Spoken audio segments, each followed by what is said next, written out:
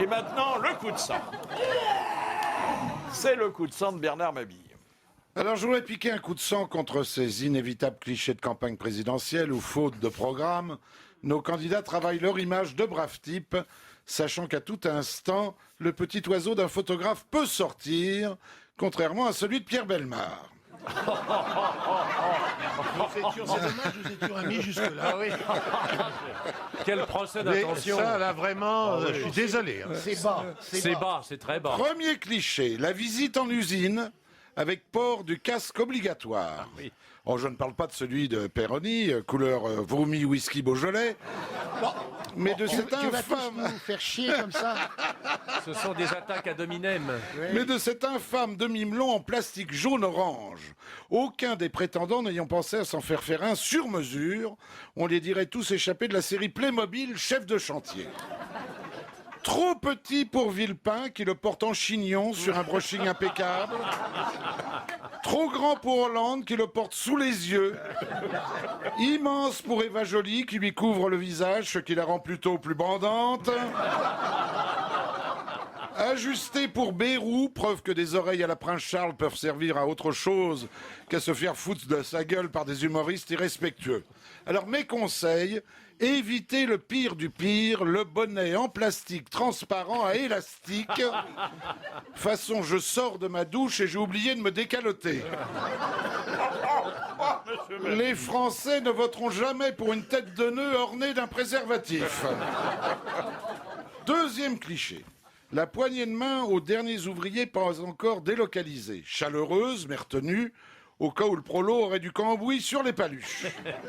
Mes conseils, pas de réflexion qui fâche, du style « Alors, l'esclave, ça boum ?»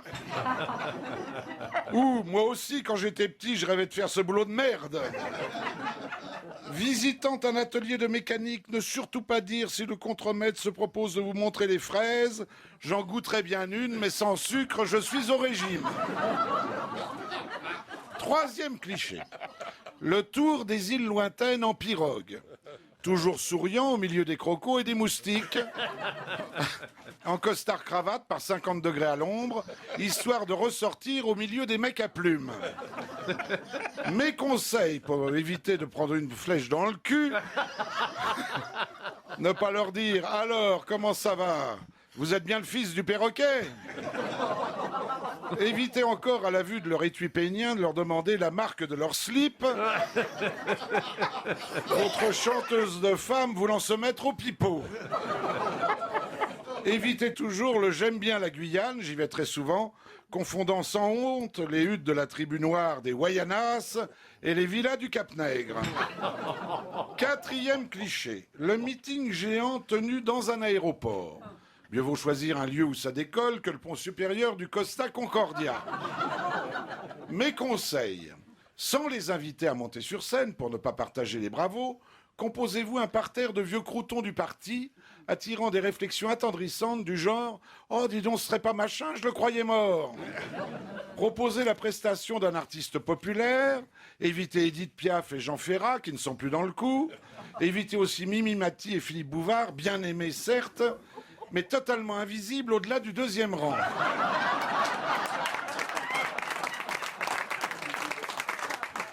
Cinquième cliché.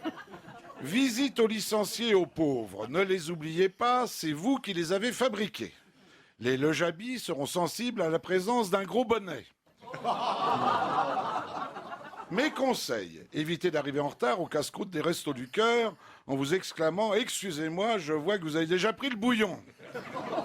Sixième cliché enfin, la pause dans un endroit insolite où les lecteurs est heureusement surpris de vous voir casser votre image, ne vous attendant pas là.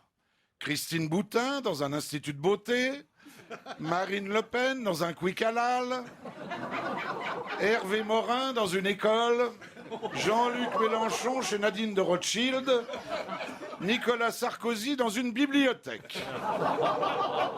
Mon conseil, évitez le pôle emploi qui traduirait un manque de confiance en votre avenir. Et voilà, mesdames, messieurs les candidats, comment échapper à ce qui vous pend au nez.